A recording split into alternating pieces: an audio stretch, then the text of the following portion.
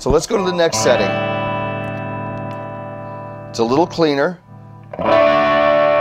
Definitely got a little more glassy on it, so it has a little more of a Voxish sound to it. Definitely English sounding on this one.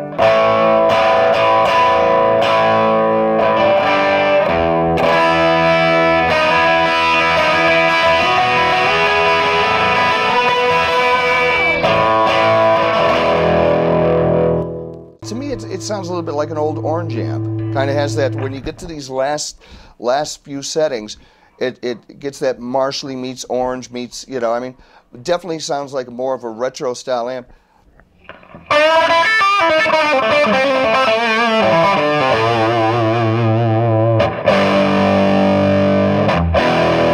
But it backs down nicely.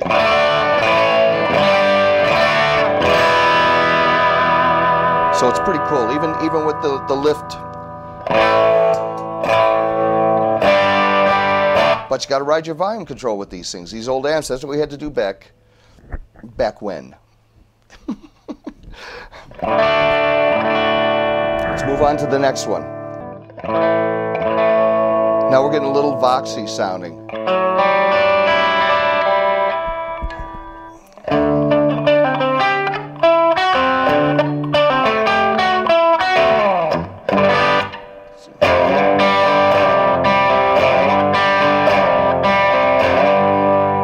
It's kind of cool.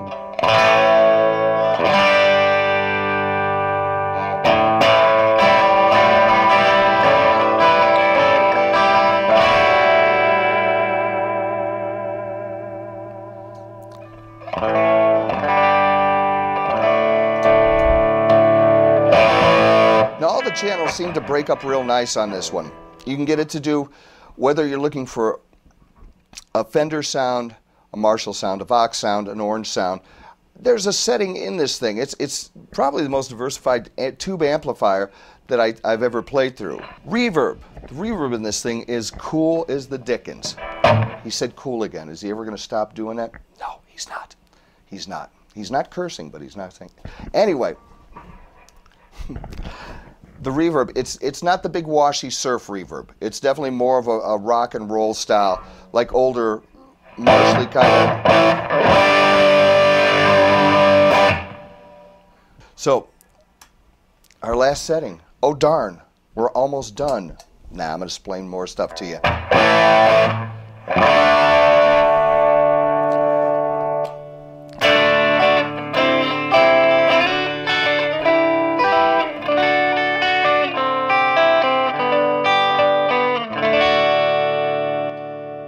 Cleans up nice on that one. I'll tell you what, I think this thing would be great not only for live gigging,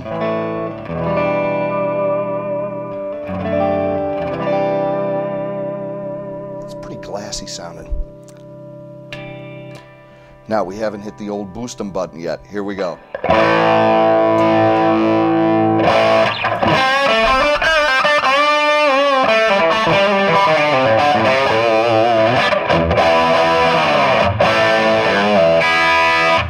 Okay, now that's gassed in the last input. Let me take you back.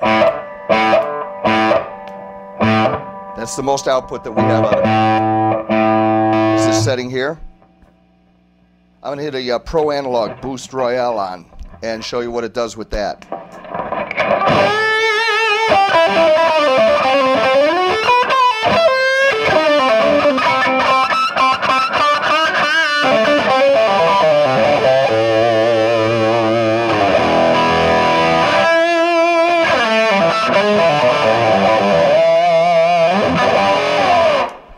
You can gas it with anything if you need to, but I got to tell you, it's like in the old days when cats used to use Marshalls and that, and these amplifiers, there wasn't pedals. You know, back in the 70s, there really wasn't the pedals to plug into, or if they did, they'd use a Rangemaster to kind of gas it up with their old Voxes and stuff. Anyway, we're running off of 4 6V6s on this amp. It runs about 30-35 watts.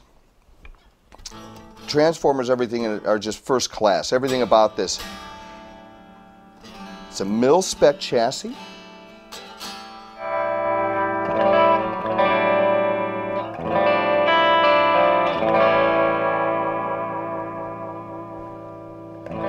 That's a good sounding box. You should check this thing out. I'll tell you what, you can go to 3monkeyamps.com and read up about this thing. It's pretty darned interesting. I like the idea that they've come out with something that is their own sound. It's definitely got its own voice. But I hear little pieces, little magic of a lot of the other amps that have been out through the past 40, 50 years, you know? I mean, it definitely grinds up nice. It will clean up nice. It's not a jazz amp, you know what I mean? You're not going to use this on your wedding gig.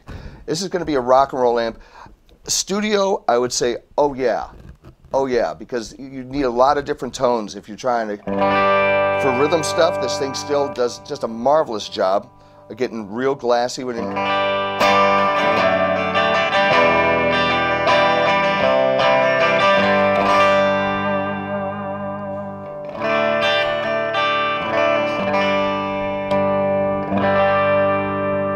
But in the same breath, jack the volume, hit the boost.